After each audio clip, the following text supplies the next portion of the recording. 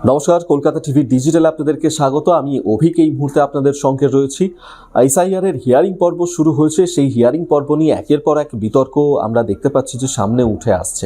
কিন্তু এই হিয়ারিং পর্বের মধ্যেই ধরুন যাদের নাম এই খসড়া তালিকাতে রয়েছে, যারা অনেকেই দেখতে পাচ্ছেন যে এই খসড়া তালিকায় তাদের নাম হোক কিংবা ঠিকানা হোক বা যে কোনো রকমের যে সমস্ত তথ্য সেখানে দেওয়া হয়েছে তাতে কোনো ত্রুটি আপনাদের রয়ে গিয়েছে, নামের বানান ভুল হয়েছে, বা যদি সেক্ষেত্রে আপনাদের বাসস্থান অন্যত্র হয়ে গিয়ে থাকে তাহলে সেই বাসস্থান ঠিকানা চেঞ্জ করতে হবে, বা যারা নতুন বিবাহিতরা রয়েছেন এবং সেক্ষেত্রে মেয়েদের ক্ষেত্রে অনেকটাই সমস্যায় পড়তে হচ্ছে যে তাহলে তারা কোন অ্যাড্রেসটাকে সেখানে রাখবেন, বাপের বাড়ির নাকি শ্বশুর বাড়ির, তা এই চেঞ্জেসটাই বা তারা ঠিকানার সেক্ষেত্রে করবেন কিভাবে, স্বামীর নাম অন্তর্ভুক্ত করবেন কি করে, এই সমস্তটা নিয়েই আজকের এই ভিডিওটা, এবং যেখানে এই প্রসেসটা আমি আপনাদেরকে স্টেপ বাই স্টেপ বলবো যে ঠিক এক্ষেত্রে নির্বাচন কমিশনের তরফ থেকে যে তাদের ওয়েবসাইট দেওয়া হয়েছে সেখানে প্রবেশ করার পর আপনারা ঠিক কোন কোন স্টেপে গেলে এই কাজগুলো খুব সহজেই করতে পারবেন।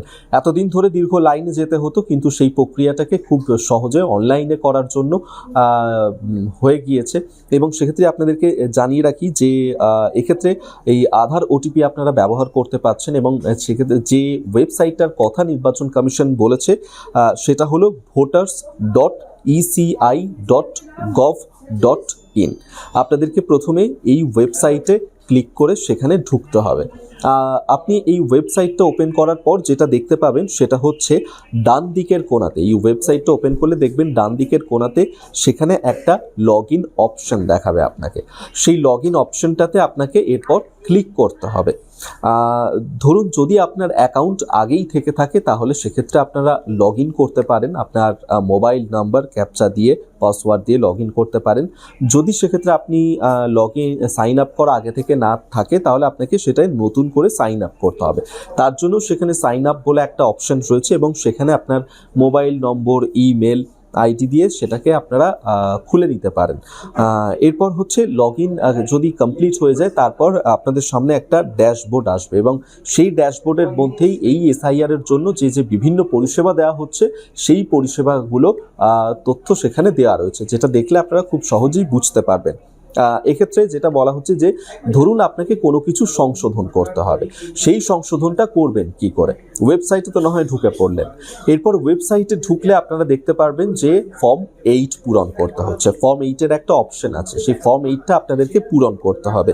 এক্ষেত্রে আপনাদেরকে ফর্ম 8 যে অপশনটা দেখবেন ড্যাশবোর্ডে সেটা আপনারা ক্লিক করবেন, এবং সেটা যখন আপনি ওপেন করবেন তারপর সেখানেই জানতে চাইবে যে এই যে আবেদনটা আপনি করছেন সেটা জন্য, সেটা কি আপনি নিজের জন্য করছেন নাকি আপনার ফ্যামিলির কারোর জন্য আপনি এই সংশোধনটা করছেন। সেক্ষেত্রে যদি আপনি নিজের করেন তাহলে সেলফ বলে যে অপশনটা রয়েছে সেটা ক্লিক করতে হবে। যদি আপনাদের পরিবারের সদস্যদের হয়ে এই আবেদনটা আপনি করেন তাহলে সেখানে আরেকটা অপশন থাকবে যে আদার ইলেক্টর, সেই অপশনটাই আপনাদেরকে ক্লিক করতে হবে। এরপর এপিক নম্বর দিতে হবে, যদি আপনি করে থাকেন নিজের জন্য আপনার যে এপিক নম্বর ভোটার কার্ডে রয়েছে সেটা দিতে হবে। যদি আপনি পরিবারের কারোর করেন তাহলে পরিবারের যার ভোটার কার্ড রয়েছে সেখানে যে এপিক নম্বরটা রয়েছে সেই এপিক নম্বরটা এরপর এখানে দিতে হবে। এরপর যেটা করতে হবে যে আপনি যখন এই এপিক নাম্বারটা দেবেন তারপর স্ক্রিনের মধ্যে 4টে অপশন আসবে। সেক্ষেত্রে এই অপশনগুলোর ক্ষেত্রেই যে ভুল সংশোধনের জন্য আপনাকে দ্বিতীয় অপশন, অর্থাৎ যেখানে লেখা থাকবে correction of entries in existing electoral role, এই অপশনটা যেখানে আপনি দেখতে পারবেন এই অপশনটায় এরপর আপনাকে ক্লিক করতে হবে। মনে রাখতে হবে এক্ষেত্রে যে আপনি কিন্তু সংশোধনের ক্ষেত্রে মাত্র 4বারই এন্ট্রি করতে পারবেন। এর বেশি যদি আপনি এন্ট্রি করতে চান তাহলে এই এন্ট্রিটা আর হবে না। সেক্ষেত্রে কী কী তথ্য আপনারা এই ফর্ম 8-এর পরিবর্তন করতে পারবেন সেই ডিটেলসটা আপনাদেরকে জানিয়ে রাখি। প্রথমত হচ্ছে যেমনটা নির্বাচন কমিশনের তরফ থেকে বলা হয়েছে যে নাম এবং লিঙ্গ, সেখানে যদি ভুল থাকে সেটা আপনারা এখানে পরিবর্তন করতে পারেন। আপনাদের ডেট অফ বার্থ অর্থাৎ জন্ম তারিখ, সেটা আপনারা যদি ভুল থাকে তাহলে সেটাকে সংশোধন করতে পারেন। এর পাশাপাশি ধরুন আপনার আত্মীয়র নাম বা আপনার আত্মীয়ের সঙ্গে আপনার কি সম্পর্ক, সেই সম্পর্ক যদি সেখানে ভুল থাকে সেটাও আপনারা সংশোধন করতে পারছেন।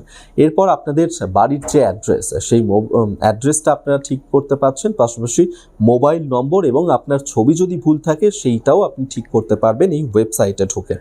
এক্ষেত্রে পাশাপাশি এটাও বলে রাখবো, যেমনটা বলছিলাম, যে যারা ধরুন নতুন বিবাহিত রয়েছেন, মহিলাদের ক্ষেত্রে বিশেষ করে এটা প্রযোজ্য। তাহলে আপনারা কি করবেন, স্বামীর নাম কিভাবে তুলবেন এক্ষেত্রে, এবং আপনার যে অ্যাড্রেস চেঞ্জ হয়েছে সেটাই বা আপনারা কি করে করবেন।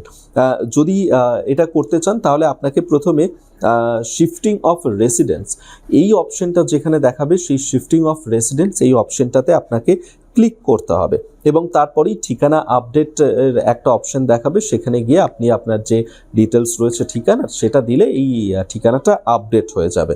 এবং এর পাশাপাশি হচ্ছে যে সমস্ত প্রয়োজনীয় নথি এক্ষেত্রে আপনাকে দিতে হবে, সেই প্রয়োজনীয় নথিগুলো কী কী। নাম সংশোধনের ক্ষেত্রে প্রমাণ হিসেবে আপনাকে দিতে হচ্ছে আধার কার্ড, প্যান কার্ড, পাসপোর্ট এবং মাধ্যমিকের সার্টিফিকেট। এই কটা নথি লাগছে শুধুমাত্র নাম সংশোধনের ক্ষেত্রে। এরপর যেটা হচ্ছে জন্মের তারিখ পরিবর্তন। জন্ম তারিখ পরিবর্তন করতে গেলে আপনাদের যে সার্টিফিকেট দিতে হবে সেটা হচ্ছে বার্থ সার্টিফিকেট, আধার কার্ড অথবা প্যান কার্ড। এই তিনটে সার্টিফিকেট দিলেই আপনাদেরকে হবে। আপনার সঙ্গে আপনার আত্মীয়ের কি সম্পর্ক, তার নাম, এগুলো ঠিক করতে গেলে যে নথিগুলো দিতে হচ্ছে, বিশেষ করে বিবাহিত মহিলাদের ক্ষেত্রে, যে আপনার যে ম্যারেজ রেজিস্ট্রেশন সার্টিফিকেট রয়েছে, সেই ম্যারেজ রেজিস্ট্রেশন সার্টিফিকেটটা আপনাদেরকে সেখানে আপলোড করতে হবে। এরপর হচ্ছে ছবি এবং মোবাইল নম্বরের ক্ষেত্রে যদি এই দুটো পরিবর্তনের জন্য কোনো অতিরিক্ত সাপোর্টিং ডকুমেন্টস আপলোড করার প্রয়োজন থাকছে না, এগুলো আপনারা নিজের যে নাম্বার এবং ছবি রয়েছে সেটা আপনি ইনপুট করলেই অটোমেটিক্যালি এগুলো আপডেট হয়ে যাবে। অর্থাৎ খুব সহজেই আপনাদেরকে আমি বোঝালাম। এরপর যেটা করতে হবে, যে আধার ই সাইন এবং চূড়ান্ত সাবমিশন, এই দুটো অপশন আপনাদেরকে দেখাবে। অর্থাৎ ই সাইন আসবে এবং তারপরেই অ্যান্ড সাবমিট বলে একটা অপশন আসবে, এইটাতে আপনাকে ক্লিক করতে হবে এবং সেটায় ক্লিক করলেই একটা আপনার মোবাইল নম্বরে একটা ওটিপি চলে আসবে। এই ওটিপিটা আপনি যখনই এইটাতে ইনপুট করবেন, এই যে ই সাইন অ্যান্ড সাবমিটে গিয়ে এই ওটিপিটা আপনারা দিলে তারপর দেখবেন যে এখানে এই পুরো বিষয়টা এখানেই কমপ্লিট হয়ে যাবে। এবং এরপর পরবর্তী পোর্টালে ট্র্যাক অ্যাপ্লিকেশন স্ট্যাটাস অপশনে গিয়ে আপনার কাছে যে নম্বরটা আসবে সেই নম্বরটা আপনি অবশ্যই লিখে রাখবেন। এইটা আপনি সেখানে দিলে আপনি দেখতে পারবেন যে আপনার যে এসআইআরের যে তথ্যে আপনার ভুল ছিল সেটা সংশোধন হলো কিনা বা সংশোধনের প্রসেসটা ঠিক কত দূরে গেল। আশা করি খুব সহজে বোঝা গেছে এবং এই প্রসেসগুলো পেরোলেই আপনারা পুরো যে আপনাদের সংশোধনী কাজ রয়েছে সেই সংশোধনীটা করতে পারবেন। আজকের মতন এখানেই শেষ করছি ভিডিওটা। দেখতে থাকুন কলকাতা টিভি ডিজিটাল।